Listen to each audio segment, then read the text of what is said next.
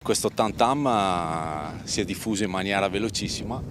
Normalmente in questa stagione qui non c'era nessun spazio libero per poter mettere giù il kite e guardate adesso è completamente vuoto. Io sono veramente in difficoltà perché avendo investito tanto in questo posto che mi dà tante soddisfazioni, e adesso che è il momento clou, il momento di partire a lavorare, ci siamo bloccati completamente. Adesso sono fermo, mi trasferirò da un'altra parte con quelle poche cose che riesco a trasportarmi in macchina. L'estate è nel pieno, ma il lago di Santa Croce ha già il volto di settembre, l'acqua si è ritirata di decine di metri, le spiagge si sono allargate al posto dei riflessi del bosco, in molti tratti compaiono distese di alghe favorite dal caldo e dal livello sempre più basso. Non è un fenomeno inatteso, ma quest'anno è arrivato con largo anticipo. Il bacino ha già raggiunto quasi la quota minima prevista soltanto per metà settembre.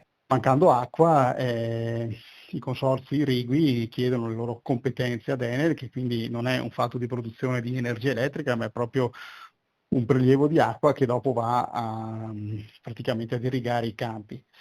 Quello che succede è che il lago adesso è a quota 381, quindi siamo già alla quota che di solito troviamo a settembre. Il motivo, lo spiega bene il sindaco Petterle, non è la produzione di energia elettrica, l'acqua viene rilasciata per alimentare i consorzi irrigui della pianura. Sono regole fissate da accordi che risalgono a quasi un secolo fa e che lasciano ben poco spazio di manovra. Una condizione che riguarda praticamente tutti i grandi laghi bellunesi, ma per quello di Santa Croce le conseguenze sono già evidenti. In alcune aree il comune ha vietato la balneazione per la presenza delle alghe, mentre discipline come la canoa diventano difficili se non impossibili da praticare proprio nel pieno della stagione turistica. Di solito c'è tanta più gente, sì. È bruttissimo da vedere.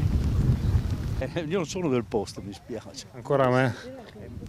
Ho una certa impressione. I turisti e gli sportivi appassionati di kite e surf sono sempre più sparuti. Il comune di Alpago ha emesso anche un temporaneo divieto di balneazione. Con l'acqua bassa, le temperature alte affiorano queste alghe e proliferano in maniera incontrollata e quindi c'è anche un pericolo per chi volesse andare a fare il bagno, perché le aree di farra sono aree balneabili e quindi ho emesso l'ordinanza affinché la gente non vada a fare il bagno in quelle zone perché le alghe possono creare qualche difficoltà. Tutto accade nel periodo di maggiore afflusso turistico, quando il territorio dovrebbe valorizzare gli investimenti fatti su spiagge, servizi e eventi. E mentre la pianura salva i raccolti, in montagna cresce la preoccupazione per una stagione turistica che rischia di restare a secco. Io credo che come sindaci dei laghi in provincia di Belluno dovremmo fare sistema affinché vengano rispettate per il futuro le nostre quote turistiche e poi credo che sia necessario